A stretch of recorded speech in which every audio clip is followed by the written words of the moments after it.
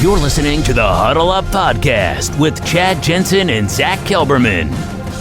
Join Broncos Country's deep divers at milehighhuddle.com and sound off. And now it's time to drop some knowledge. All right, we're live, but we got to let it breathe a minute here while we, not a minute, it's not going to be that long, hold your horses. But we do got to let it breathe just for a few seconds, moments, and then we're going to get this party started. Welcome in, everybody, to the Huddle Up Podcast, presented, as always, by Mile High Huddle and powered by Blue Wire Pods. I'm your host, Chad Jensen, with me, my fellow football priest and the deputy editor of milehighhuddle.com, Zack Kelberman. Zack, before we get into some Bronco, Aaron Rodgers, training camp talk, how was your weekend, my dog? Busy on the work front. You know, the Cowboys started training camp this past week, and it's been a nice reacclimation to football and a little more normalcy. But, you know, the last training camp you and I covered was 2 years ago. They didn't have one last year. So it's weird. And I know you know this as well, Chad, to go from 0 to 100, to go from having nothing to having everything. And that's what we're going to have with the Broncos this week. So I'm looking forward to that. But how was your weekend? My weekend started off with a bang. We were going to go out and visit my wife's folks, and then the automobile engine gods threw a wrench in that. So we improvised and did something else, went to a water park, had a lot of fun. But I've been chomping at the bit to talk to you about this Aaron Rodgers rumors, because as I was away and I was out and about doing my thing with my family, the last real weekend getaway I'm going to have before, you know, the calm before the storm, if you will, I saw the article go up on Mile High Huddle that Aaron Rodgers is rumored that the bettors are putting their money on Aaron Rodgers not returning to Green Bay, not getting traded, hanging up his cleats, dude, retiring. Is it true in your mind? Is it a maneuver a la Carson Palmer? They have the same agent that orchestrated that. When he retired, did Palmer from Cincinnati to force the trade to Oakland? Well, I kind of have two thoughts on this. First of all, you know, if you subscribe to Vegas having some inside knowledge, then yeah, you're going to put some veracity in this report that came out. And even Pro Football Talks Mike Florio checked in with the source and said Vegas tends to be pretty sharp about this situation. So it is something to monitor this coming week. Supposedly he's going to announce his retirement before the first practice of training camp. That would be Wednesday for Green Bay. And I guess the logic goes he would sit out the 2021 season, unretire in 2022, and then get traded. The problem with that is the Packers would own his rights. So there's no guarantee they're going to trade him away, especially if Jordan Love has a bad season or a below average season in his stead. I'm still holding firm, though, to the fact that this is mostly, not all, but mostly about money. There was a report that came out that said he wants $90 million guaranteed over 2 seasons. I mean, he wants to be in that stratosphere along with Mahomes and along with Dak Prescott, the $40 million a year club. But going on 38 years old, he's not interested in a 5-year contract or a 5-year commitment. He wants guaranteed money up front.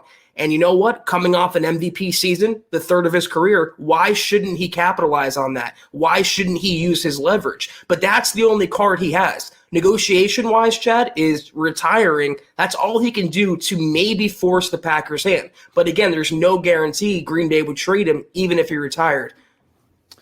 Not only is it unprecedented, the notion that a reigning MVP, regardless of age, could maybe be traded, but the notion of an MVP, it's one thing to see a quarterback go win a Super Bowl like Elway and Manning and hang up their cleats, but to retire as a reigning MVP, going through the Rolodex in my mind, I'm not sure that's ever happened, at least not in recent history. So it would be a little bit of a surprise, but if it's a maneuver that ultimately gets Aaron Rodgers what he wants, and that is a ticket free and clear out of Green Bay, then you can't put anything past him. At this point, he really is, you know, they're calling each other's bluff, man. Like, it's the 11th hour, and Green Bay has obviously said, look, we've offered to sweeten the pot, you know, placate you by making you highly, highly paid, if not the highest paid in the league and in NFL history, but as far as APY is concerned, but you're not really coming to the table with anything. Meanwhile, Aaron's like, hey,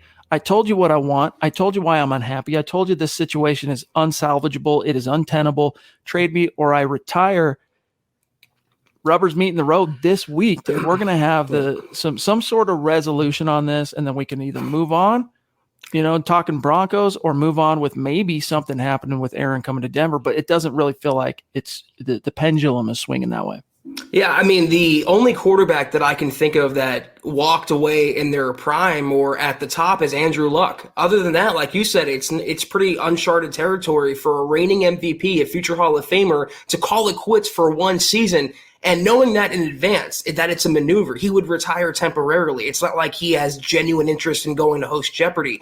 The thing I'll say about this, though, and this is something I've tend to notice with players, when negotiations start devolving into certain numbers, like when it gets leaked specifically that he wants 90 guaranteed over 2 years, that says to me that there's something going on behind the scenes. I'm still holding firm to it being mostly about the money, and if they can meet his number, whatever that number may be, I think he'll stay in Green Bay this year. And like I said, threatening to retire is the only card Aaron has, and he doesn't want to risk being fined every day for missing training camp, so that's why it would happen before the first camp practice. I would not be surprised if there's a resolution, and the resolution is not Rodgers retiring, it's him staying in Green Bay going forward.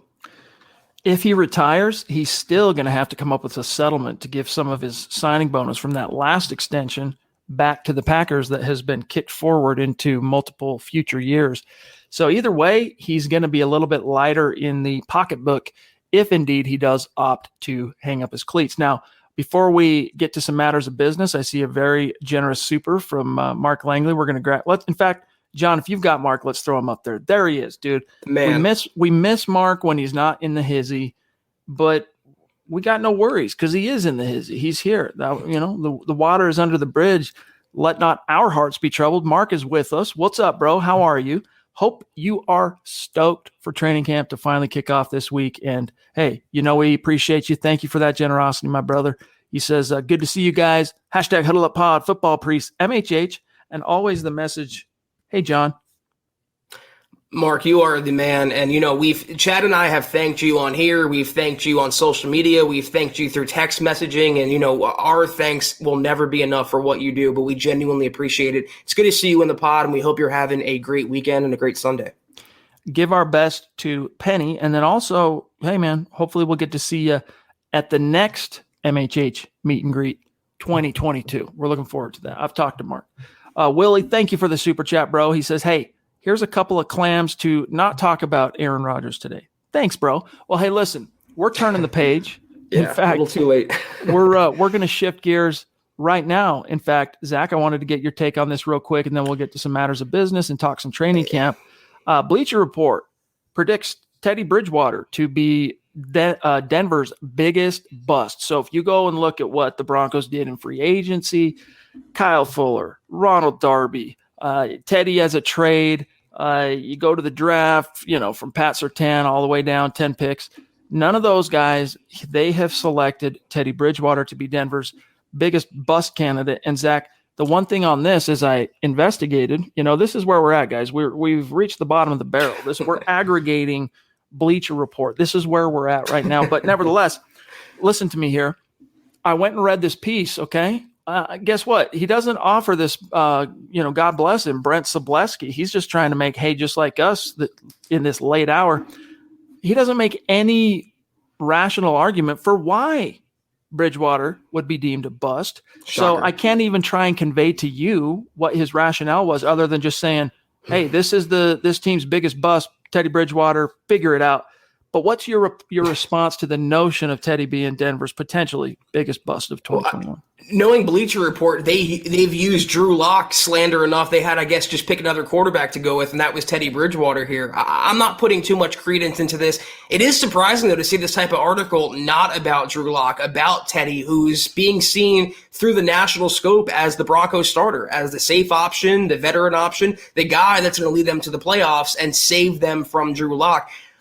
I don't know, though. I mean, how would you qualify a bust season for Teddy Bridgewater? First of all, he might not be the starter. So how can he bust if he's the backup? If he is the starter, though, or if he sees playing time, he's going to keep it safe. He's going to check it down. He's not going to commit turnovers or try not to. So if he plays Teddy B football, that eliminates that bust factor. So I don't agree with picking a Broncos quarterback to bust. And if they did, I don't agree with Teddy Bridgewater as that quarterback.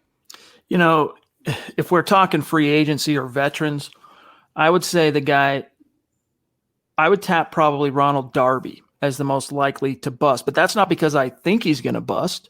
I don't expect him to bust. In fact, I think Darby, under the wing of Ed Donatel, under the wing of Vic Fangio, I forget the dudes, they call him CP, the new DB's coach. Christian Parker. Thank you. I don't think he's going to bust. I think you're going to see, health willing, Ronald Darby produce some pretty good play for your Denver Broncos. But, hey, man, Teddy Bridgewater, you said it. If this was a guy, Zach, a la 2020, Carolina, paying him, acquiring him specifically to be the understood starter, all right, cool. You're picking him to maybe be a bust, but please at least still explain why.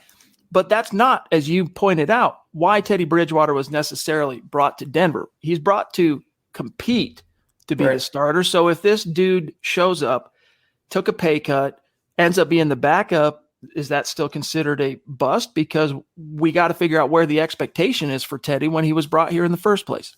I mean, using that logic, you're right. It's like you can make the case that Brett Rippon would be a bust this year for the Broncos. He's a backup quarterback. So, yeah, I mean, I'm not the biggest Teddy fan. You guys know that, very well. But in either scenario, whether he's the backup, obviously, or if he starts games for Denver this year, he's going to play a safe brand of football. He's going to cut down the turnovers. He's going to check it down. And God willing, Pat Shurmur will get the ball in his playmaker's hands and take the pressure off the quarterback. You can name a few different players on Denver's roster. I don't agree with Teddy B as this pick, but consider the source. That's all I'm going to say. Willie with another $2 super. Thanks, buddy. He says, I never thought I would agree with Bleacher Report. Hey, we'll see how it shakes out, bro. I know you're, a Teddy skeptic, if you will, but we'll see, man. I really don't think Teddy's going to be a bust. I stand by the notion that if the Broncos do turn to Teddy, whether it's by choice, as picking him as the winner of a quarterback competition, or if Drew gets hurt and or fails to launch, I don't think you're going to suddenly go from, whatever level the Broncos are at that point to suddenly off a cliff with Teddy. Teddy's a water treading guy. He'll keep you moving forward. He's just not going to leap forward. We're not talking about quantum physics with Teddy, right? We're talking about inch by inch, step by step. Take it by the inch, it's a cinch. By the yard, it gets hard. Check down, moving the chains. Check down, moving the chains. That's Teddy Bridgewater. Alex Smith with maybe, I don't know, younger Alex Smith. Maybe not quite as athletic as Alex Smith, but an Alex Smith type dude. And there's nothing wrong with that. And, I love you, Willie. I know your team, Drew. I know you're pro lock and all, but I see that you called Teddy a bum. And again, I'm not the biggest Teddy Bridgewater fan, but he is far from a bum. I mean, you could say Jeff Driscoll's a bum. Paxton Lynch is a bum. Teddy B is not a bum. And that's why regardless, if Drew Lock takes off, the Broncos obviously are in good hands. If he doesn't, then they fall back on Teddy B, and at least they're in safe hands. So to me, it's a pretty win-win scenario under center for the Broncos this year. I don't know what Bleacher Report's trying to do. Quick shout out to Zeus McPeak jumping in. He was there today for Kelberman's Corner, showing us some love. Here he is today on the Huddle Up podcast, leading the way as the first face etched up on the MHH Superstar Mount Rushmore. Zeus, we love you, bro. Appreciate you. Thank you for the support. And we're just getting started, man. We are kind of slapping some things together as we inch toward Wednesday, but Wednesday, rubber meets the road. I swear to God, Stu, one day we're going to have official MHH Huddle Up Pod currency, and you will be on the dollar bill. Thank you so much for everything you do. And again, we hope you're having a good weekend and enjoying the podcast tonight. All right, quick matters of business, and then we'll see what else is in the chat. And we got a couple of topics we want to get to additionally tonight, including, which Broncos are really in do or die situations entering the 2021 camp. First, pardon me, how you can connect with us on Twitter and social media. On Twitter, connect at Huddle Up Pod. Give us a follow over there.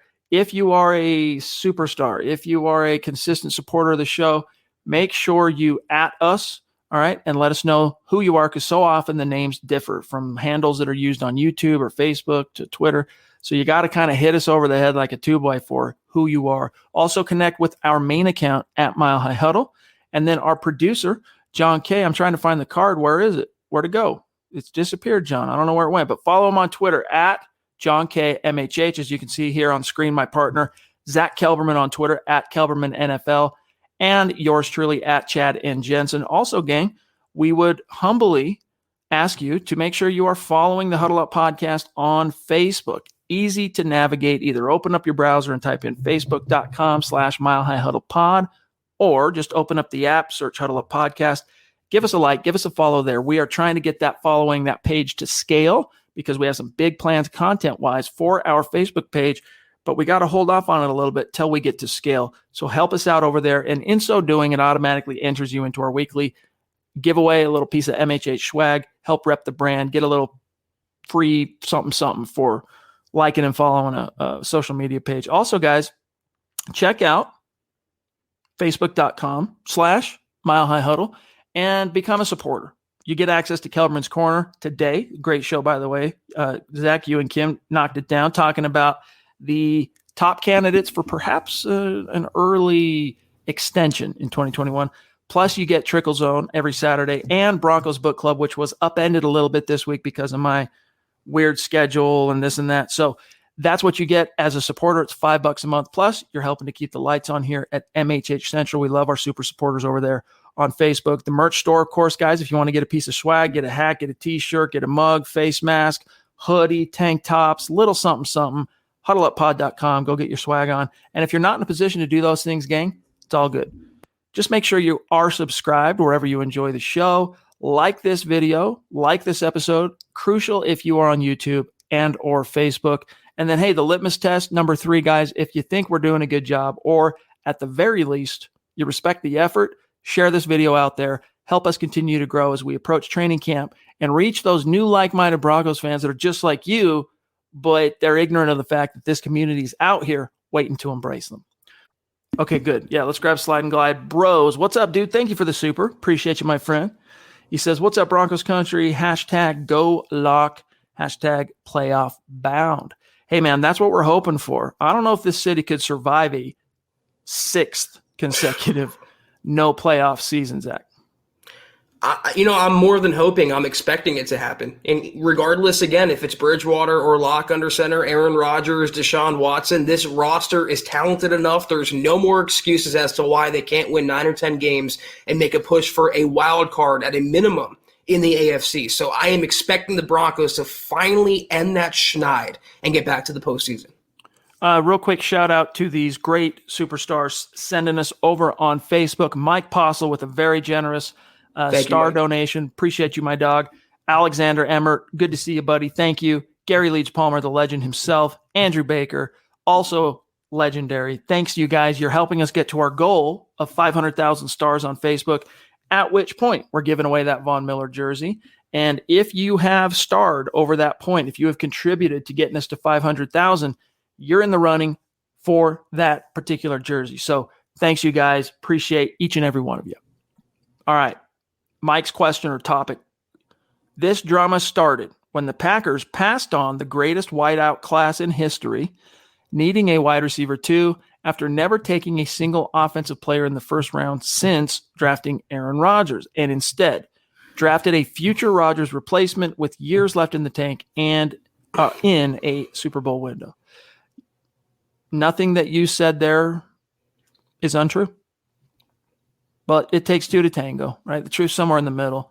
But yeah, that seems to be, Zach, where the rub started was the whole Jordan Love thing. And for whatever reason, Aaron held off. Why didn't he throw this tantrum last year? I don't know, right? Because that's when the actual indignity of seeing your replacement get drafted in the first round instead of your help as you're coming out of a NFC title appearance. Because, correct me if I'm wrong, Packers 2 consecutive trips to the NFC title game. So why did he wait a year? I don't know, Zach. That was the point I was going to make. It seems like in hindsight, it turned out pretty well for the Packers, despite passing on those receivers and despite drafting Jordan Love. They were within a few plays of the Super Bowl. They lost to the Bucs, and Aaron won MVP. So it really could have been worse in his situation. And you're right. Where was this when they drafted Love? Where was this when they first promoted Gutekunst to GM? Why did he wait strategically until after he won MVP to start this, I guess, saga when the draft started? So it's definitely interesting, but I'm not going to pin it too much on one thing or the other. If that happened at one point and they went on to have more success after that point, not a correlation. let's grab this very cool super chat from Robert, who has become increasingly a superstar. Went from just being a listener. Now, when I say just, that makes it sound like it's a small thing. We love each and every one of our listeners / viewers. But he went from just kind of being in the background, enjoying the content, to participating in the conversation and supporting us on Super Chat. Yeah. So, and rocking the swag like a boss. That's Thank right. you, Robert. We are going to be putting that profile pic that you sent. We did get it up on Instagram this week. So look for that, my friend. He says, happy Sunday, Broncos country. Hashtag MHH, hashtag DB4L. Happy Sunday, Robert. Thank you for your generosity. And Chad's right. You're quickly rising up the ranks on the Huddle Up podcast. We appreciate you. Alexander, fresh off some stars on Facebook. He says, hey, my Bronco maniacal brethren. What are your thoughts? Nice. I like that. Bronco maniacal. What are your thoughts about the possibility of Melvin Gordon being traded by preseason's end, especially if Williams ascends and Freeman has a huge camp? Well, let me tell you something, Alexander. The best predictor of future behavior, not the only, but the best predictor, is past behavior. And I've yet to see Freeman have a huge camp as a pro. Not saying it can't happen, not saying it won't happen, but I'll believe it when I see it. I think the Broncos, even though they know they got Pookie, it's a pretty stiff learning curve making the transition to the NFL. And it's not even so much the learning curve aspect, Zach. It's the rookie wall aspect. These guys are used to basically being done for the most part by, late November. You take December off, then you play your bowl game in January or what, that's what they're used to. And yet the season just wears on. And then the NFL just made it longer, Zach, with an additional game. Yeah. So you need a proven guy. Not to say Freeman probably couldn't be that if you decided to go with Williams as your one, because you're trading away Melvin Gordon. I know the Rams need a guy, but that's a situation that, again, similar situation where I believe it when I see it. I would be shocked. I'd be gobsmacked if the Broncos traded Gordon by preseason's end. I mean, he's in the final year of his contract. He's $4.5 million guaranteed. They're going to run Melvin into the ground to justify that contract and get what they can out of him before letting him walk next offseason. Maybe if Williams comes out of the gates in week 1 and early in the season on fire, they would consider, and I put this on a recent KK video, they would consider trading Gordon midseason, but even then, that's unlikely. They're going to ride him into the ground, and they're going to bring in Pookie to close out defenses, to contribute in the red zone, to be that battering ram, and to eventually take the throne from Melvin. So I don't see a trade involving Gordon. Maybe Royce Freeman, like you said, but not Melvin Gordon. Andrew, what's up, bro? He says, what's up, whole damn fam? I just threw in a swear word and attributed it to Andrew. Erroneously, he says, sup the whole fam damnly. Hashtag MHH for life, just showing love. Hashtag let them hate. The time is now. Indeed it is. The time is now. That kind of gives us an opportunity here. John, if you'll throw up also D-Dub, I want to grab D-Dub, and then I want to use this Andrew message here to kind of shift gears for just a second. But I want to talk about, Zach, let's grab Dale real quick. Wow. Mighty D-Dub 96734 from across the Pacific in paradise, Hawaii. What's up, dude? Thank you so much. Very generous. Just, man, you never cease to leave me speechless, D-Dub. So love you, buddy. He says, good to make it. Business has been 7 days. Too much. Ready for training camp. Your bold predictions for standout performances from camp? Good question. By the way, everybody is busy right now, like crazy busy. Doesn't matter what industry you're in. Like, people right now are so busy. They're like, I'm talking companies, corporations, like half of them don't even bother answering their phone because they got more business than they need. So they don't even answer their phone. Hopefully, though, in your case, Dale, that's a good thing. Hopefully you're raking in the Benjis and crushing it. But Zach, what's your answer for D-Dub? Bold predictions. Who's the standout guy in training camp?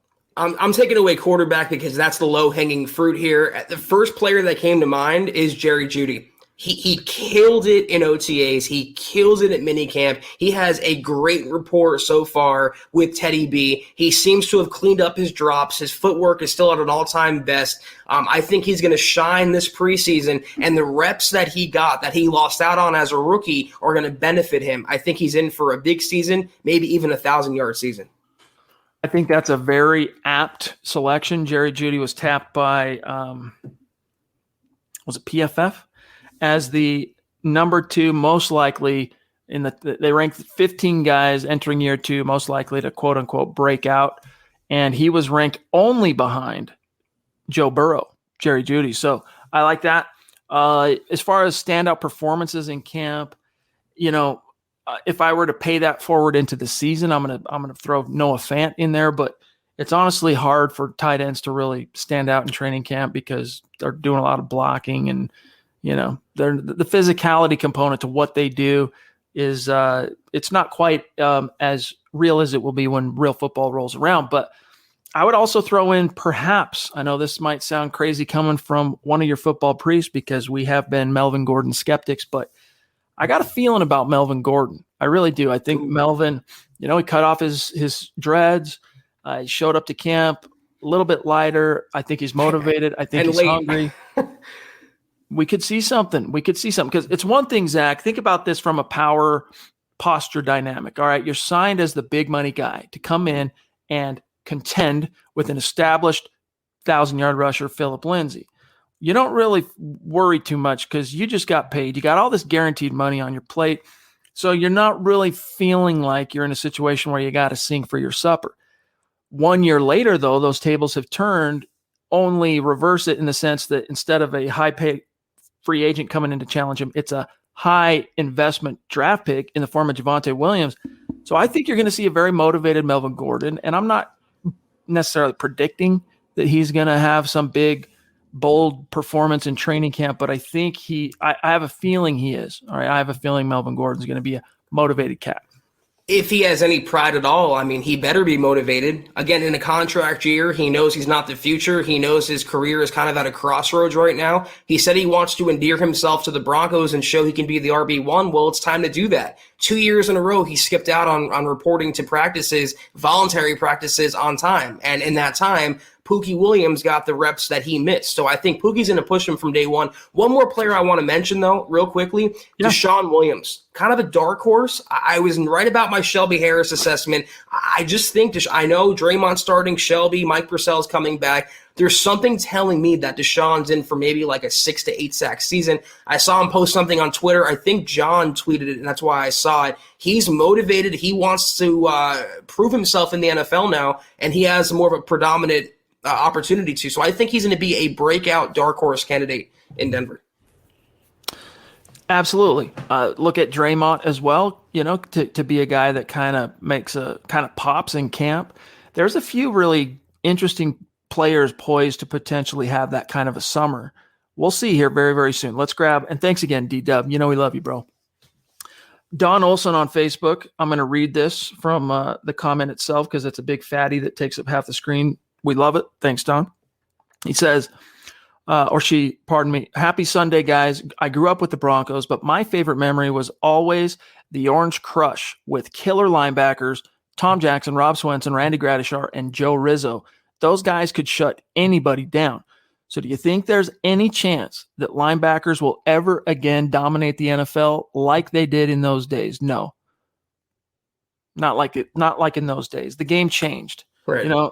Those guys used to be, they were the point of attack. The point of attack has not changed, right? The line of scrimmage in the box, it is what it is. But with the proliferation of the modern passing game, the linebackers are not quite as crucial in the same sense that running backs have kind of been devalued and neutralized somewhat. Doesn't mean you don't need a good one, but they're just not quite as primetime premier as they were even 20 years ago. And it's that same thing for linebackers, arguably even worse. But Zach, that doesn't mean you're not going to see great linebackers come and emerge and dominate, play well in the NFL. But those days where they are the marquee guys on defense, even the 80s, Singletary, you jump forward to Ray Lewis, you jump forward to Urlacher. We could continue going, but I think those days are mostly in the rearview.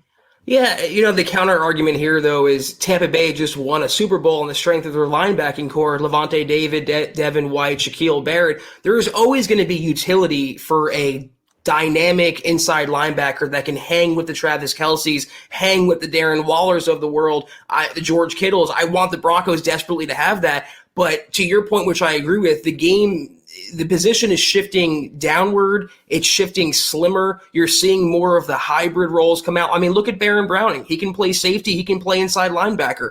They're not pigeonholed into one position anymore. So the traditional linebacker-looking guys like Dick Butkus and Brian Urlacher, they don't have the sideline-to-sideline speed to keep up with the players that are coming into the NFL, the Tyreek Hills, that are just so impossibly fast. So you're going to always have a role for a really good 3-down linebacker, but the utility comes with maximizing players and utilizing position flexibility and maybe having a safety come down in the box or another player come down and help defend that tight end, not just have to be one sole guy matching up with another.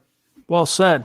We got Drew, another bona fide MHH superstar, checking in. Good to see you, bro. Appreciate you. He said, Teddy will only be a bust if you're expecting him to win a Super Bowl. He's a perfectly fine QB, but not the guy to take you to the promised land. Locke needs to start. Got to know definitively if he's the guy or not. We agree. This is a philosophy we ultimately share. You got to give him the chance to succeed and the rope to potentially fail. And if that's how it shakes out and he fails, at least now you know there's no question. There's no eating your heart out, staying up late, John Elway, George Payton, worrying, losing sleep, because you're always going to wonder, what if we would have given it one last swing with Drew? Was he on the precipice of something special? Was he on the precipice of turning a corner? Did we throw a wrench in that unnecessarily by just, throwing Teddy in there? That's why I do think, Zach, unless he completely just craps the bed in camp, they're going to err on the side of giving it one last swing with Drew, knowing they've got an actual, real, true fail-safe this time around. Not named Jeff Driscoll, Teddy Bridgewater.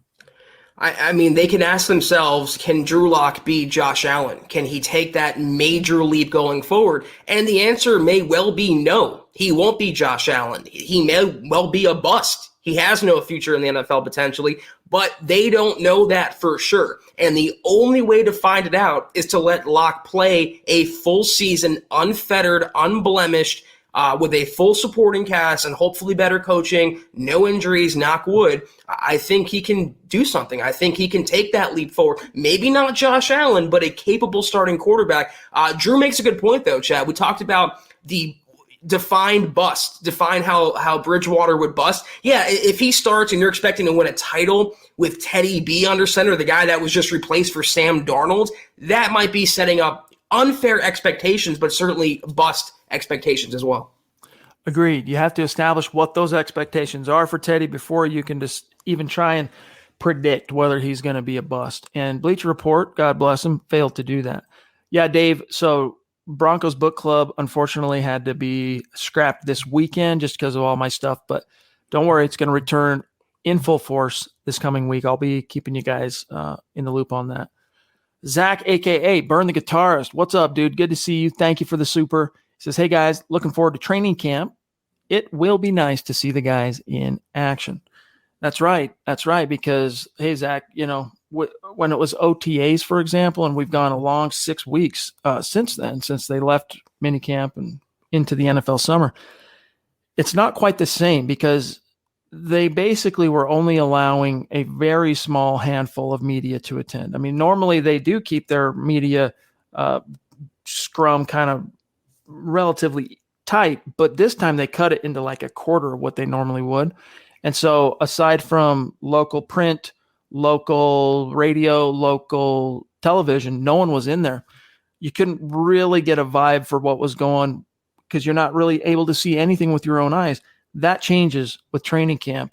We're going to be able to get an up-close look at what's really going on here, and it's going to be freaking dope. We can't wait. It's already so exciting because the quarterbacks have reported they're in Dove Valley, they're working out on the field, and the Broncos released a throwing video showing Bridgewater and Locke. And I'm just saying 6 to midnight for me personally, Chad. I'm so excited for football season. I'm so excited for practice and training camp to get here. I'm so happy it's football season. Willie, we get it, my friend. We get it. Thank you for the super. He says, I definitely meant it. Teddy's a bum. And then he throws up the very famous trio of Drew Lock emojis. We got you. Travis Weber, what's up, brother? He says, I'm going to read this from the chat. Good evening, Chad and Zach, Broncos country. Just my 2 cents. First off, I'm not big about Rodgers, and I think Peyton is right about the situation that he said previously. So I feel damned if we do, damned if we don't. Teddy, not big about him as well, but he is that safe guy compared to Locke, who is the gunslinger, which I still hope he can make the necessary and needed corrections. Go Broncos, DB for life, ride or die. Yeah, I mean, for Drew, it's putting all those raw tools and the talent that he has into a polished, sharp weapon, putting it all together. And it's on him. It's on the coaches. I think he can do it, but time will tell. I'm going to be fair. I want to make this point known. I say there's no excuses for players or, coaches like Pat Shermer. There's no excuses for other players. There's no excuses for Drew Lock as well, nor Teddy Bridgewater, but Lock especially. I mean, this is his 3rd season now. He's in the driver's seat to start. He has a great supporting cast, an easier schedule, and he had all the reps and continuity with his coordinator. Let this be said. We are Drew Lock fans on this show, but there is no excuse for Drew. If he doesn't do it on his own, he should be replaced. Ed Keating, what's up, dog? Good to see you. Thank you, my friend, for the super chat. He says, thanks, Chad and Zach. Hit that like button. Denver Broncos for life. State of being. Let them hate. Lock 2021. Those thumbs up, baby. So consistent. Thank you, Ed. But, if we're talking about do or die situations, all right, the guy that does indeed ride to the very, very top is Drew Lock. And it's not that if he doesn't knock it out of the park this summer that his NFL career is over per se, but he will then cease to be viewed as a plausible NFL starting caliber guy. Could he go on to, bounce around somewhere, some coordinator out there who had a killer grade on him coming out of Mizzou thinking, well, if I can get him into my system, they bring him in though as a 2nd or 3rd option and then just see what happens. That's what destiny would await Drew if he does not capitalize on his opportunity this year. This could be, Zach, his very last true objective opportunity to be a starting quarterback in the NFL. And if he can't, seize the day. If Carpe Diem is not the maxim that he has in front of his locker, in his visor in his car, seize the day. If he doesn't have Post-its putting up there all around in his kitchen, in his bathroom, that's what the order of the day is for Drew. He's got to seize the day. And if he does, the NFL, the Denver Broncos, everything opens up to him. The world's his oyster. If not, things are going to get uncomfortable, not only for the Broncos, but obviously for Drew and his career.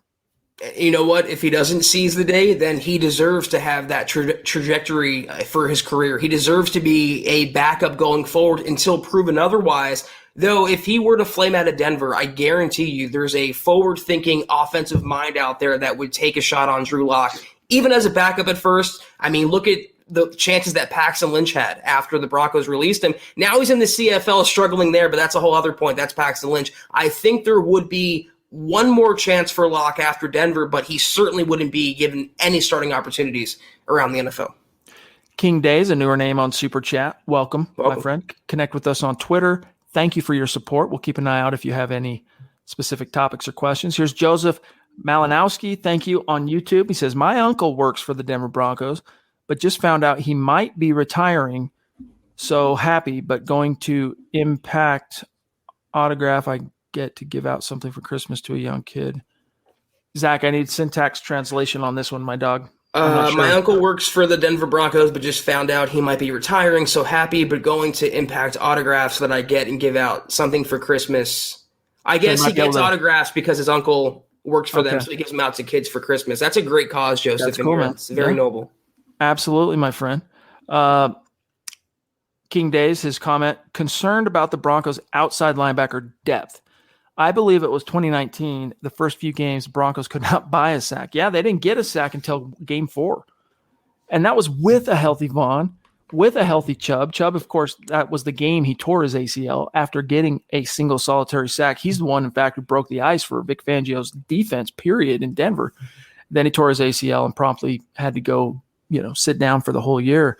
But yeah, it was it was just a weird thing. Like, it was such an outlier situation that we didn't read too much into it. As frustrating as it was to see the Broncos fail to get sacks, especially with Vaughn and Chubb rushing for those 4 weeks together, it was weird. But as far as depth this year, they're in a much better situation than they've been. I mean, last year without Vaughn, I mean, you got Vaughn, Chubb, Malik as a great cleanup number 3 guy. Then you're hoping that a couple of your draft picks can bear some fruit, whether it's Derek Tuska from last year, the 7th-round pick out of North Dakota State, or if it's Jonathan Cooper from Ohio State this year, or even the undrafted rookie Andre Mintz. Is it Vandy? I think he's from Vandy. So they have some young options, albeit unproven outside of Malik. And I would say Malik is proven now. Like, Malik, how many players in the NFL can say, I've led an NFL club in sacks? Malik did. You know, it wasn't Chubb that led the team in sacks, even though he got the Pro Bowl. Probably a big reason for that. If he doesn't end up missing those last 2 games, Zach, he probably gets at least one more and ends up leading the team in sacks. But it was Malik who got 8 sacks last year, led the club. So he has proven that he belongs, but he's not, you know, a lot of people like to compare Malik to Shaquille Barrett, and I understand why, because of the undrafted angle. But Shaquille Barrett is a guy who can win off the snap, and he can play against the run. Pardon me. Malik is a great cleanup guy. He's a hustle guy. He's a motor guy. He's occasionally going to get lucky and get home, but more often than not, Zach, his sacks are not the product of him beating a guy off the snap or some wicked, you know, pass rush tool to get by and get to the queue. It's coverage, sack, quarterback scrambles, bob, boom, there's Malik. I hate to make this comparison, but, you know, talking about Malik Reid and Shaquille Barrett, it's like comparing Drew Lock to Aaron Rodgers. It's just not, you can't really do that. You kind of said what I was going to say there. I think the Broncos are in a really good position, and I will always take Malik Reid and Jonathan Cooper and Derek Tuska and Andre Mintz over the veteran retread likes of Anthony Chickalo and Jerry Atachu. I always want the younger guys to get some reps. And how many outside linebackers realistically do the Broncos need when you have Vaughn and Bradley Chubb on either side? One more point about Malik Reid. Anyone who saw KK episode today, I put him on my list of extension candidates. He's an RFA, so the Broncos have a little more control going into 22. But to your point, Chad, if he led the team in sacks last year, why shouldn't he be doubly motivated in a contract year to continue that production? Exactly. It would only help the Broncos. Yep. BNS, thank you, my friend, for your support in this super chat. And he's thanking us. Thanks for the gear, gents. Hashtag All Pro Bulls, locked and load. And he's showing the swag in his profile pic, but we're not able to see that glorious visage of who the mystery man BNS is. It's Garrett Bowles, obviously. Yeah, it's Garrett. But yeah, dude, thank you. Appreciate you. Glad you got it. Yeah. And you the man. Real quick, I want to shout out a few additional Zach superstar senders over on Facebook who've chimed in. Mike, you're the man. We already grabbed you. Travis, you're the man. Claude Riley also jumping in. Bona fide legend. Alexander Gary, both of you, awesome. Andrew, awesome. And then also Victor Marquez. Thank you for that support, guys. Seriously, appreciate you. Okay, let me see where we're at. We are at 43 minutes. Man, time has flown. Let's grab been watching for the first time, stars and sending stars and commenting. Thank you, Victor. Dude. Thank you. Welcome. Good to see you. Thank you for contributing to the show and to the conversation. Naj, what's up, brother? Good to see you. Always generous when he decides to super chat. We appreciate it. He says, one worry always are injuries. Last year was brutal and seems like every year there is something. Yeah, that's the NFL. Do you know if the Broncos coaches and staff will do anything different this year to try and mitigate this? Not to our knowledge. I mean, I'm sure, they probably amend their training regimen and their nutrition and all that stuff every single year. Like, every team's trying to evolve and become as on top of modern sports science as possible. But this, Zach, even the most bona fide insiders across the fruited plain, they don't get this information. NFL teams, clubs, they so zealously guard this kind of information that even if they had made a tectonic shift in how they're doing their training stuff to avoid injuries, we would be deaf blind to it. We would never know about it unless a player opted to somehow just blab about it, which ain't going to happen. That's right. And, the only thing we can do is hope that the Broncos I don't know another word, overcome Mr. Lauren Landau. And unfortunately, the Broncos have had a player, Baron Browning, lower leg injury, lower body injury. We don't know what's going on with him. We just have to hope and pray and knock a lot of wood that they stay healthy this year. That's one of the keys to them making a playoff push. Their health is vitally important. And time for some good luck. I mean, they are due some good luck from the injury bug. So again, fingers crossed. Christian, what's up? Good to see you, man. Thank you for the support. He says, hey, guys, just showing some love while at home with my family, having an early birthday dinner. Hey, happy birthday, buddy. Happy birthday. Because in case you forgot, tomorrow is my birthday. Well, thank you for the reminder, Christian. We will try to also keep that in mind to shout you out tomorrow when it's your actual birthday. But if we forget, happy birthday, buddy. Happy birthday, fellow Leo. Mine's coming up in a few days, but we see you. Thank you. Zach will be turning 22 years old. That's right. Not a day over. Brandon, what's up, buddy? Thank you for the super chat. Bama Broncos. Jerry Judy will lead the Broncos in touchdowns and Juke and yards. Judy. Juke and Judy. That's funny.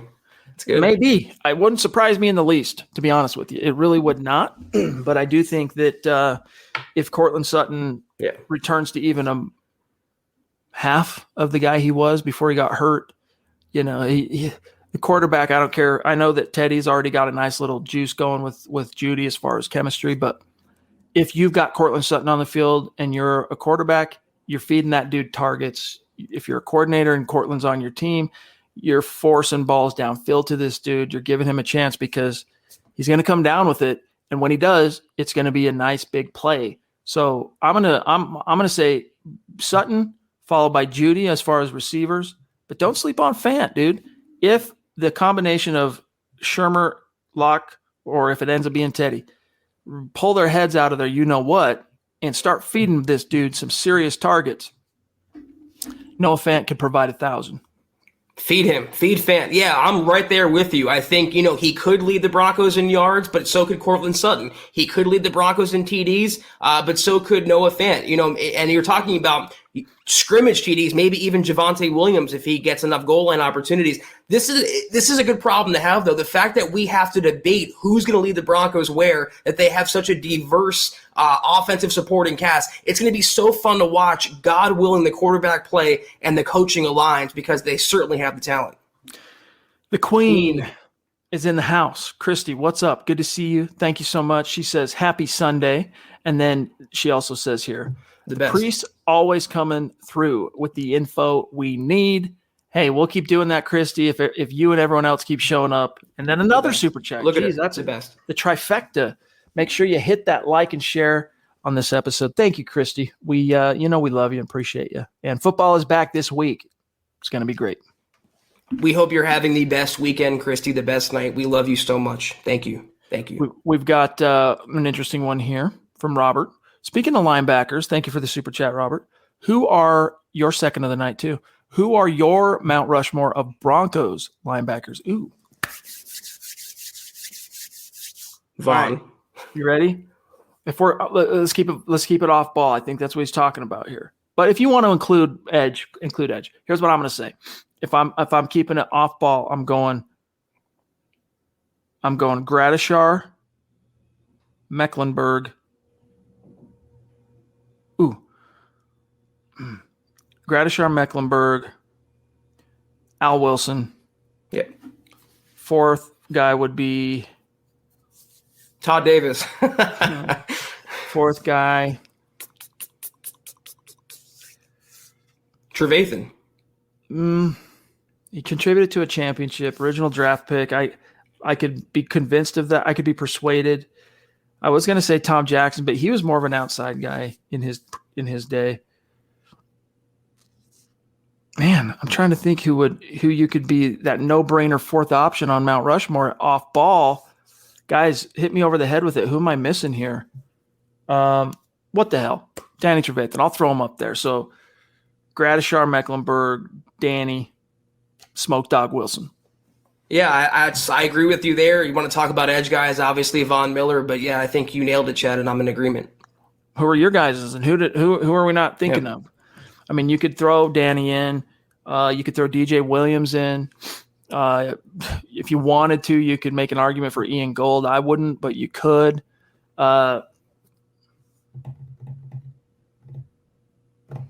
You could dial it back to the 60s, but I don't think they really had a prolific guy then. Anyway, let's move the conversation forward because we're at 49 minutes. Thank you for the question, Robert. Here's Dale Hendricks jumping in. Thanks, buddy. Some love from the nosebleed cheap seats, Denver Broncos for life. Hey, if you're going to have a sellout audience, Dale, you still need the butts in the cheap seats. So appreciate you, my friend. Yeah, Dale, thank you so much. We appreciate you. Seriously. You are a prince. And speaking of princes, here's Big A, Little A, R-O-N, Lynch in the hizzy. What's up, buddy? Thank you for that generosity. We do appreciate you, bud. He goes, those hybrid linebackers might just be the future. Browning has the epitome of tests ahead of him in the AFC West. If any team can find the formula to limit Travis Kelce, they'll be an absolute unit in the league. Agreed. I wouldn't expect too much this year, though, guys, on Browning, even if he wasn't banged up, just because, you've got two entrenched guys that you don't really need. As far as the coaches, like a coach always errs on the side of veteran competency, Zach, over rookie upside, if and unless that rookie is like literally just sensational, leaves no doubt, like dominates in camp and just hits them over the head with the 2x4. That's the only time. There's a few exceptions. Like if you think back to when Russell Wilson was drafted in Seattle, I know different position, but they had just paid a ton of money to Matt Flynn. They didn't want to basically look like fools and turn the keys over to a rookie third-round pick. But Wilson was so dynamic, so competent, so just obviously the guy that there was no other – they knew they had to make that decision, and then they, of course, reaped the rewards for that. But yeah, we'll see, man. I still think it's AJ and Jewel this year, and then hopefully you get to see some cool stuff from them, Browning and Justin Sternad, Zach, in spurts, some third down. Maybe they do get to contend a little bit, but I'm thinking throw Patrick Surtain on Travis Kelce, 6'2", well over 200 pounds. See what you might get. Barron is still my favorite draft pick from this rookie class for Denver, and I have no doubt he's going to be a terrific pro for them. But yeah, Chad's right. His lower body injury, he was already behind the 8 ball, and Chad makes a great point, behind two entrenched incumbent veterans. And it's hard enough to usurp them, in a normal situation. But when you have a coach like Vic Fangio, who's very old guard, very old school, he is more loyal to his veteran players. So Barron already had an uphill battle. And then now not practicing in OTAs, practicing in minicamp, he's going to start training camp on PUP.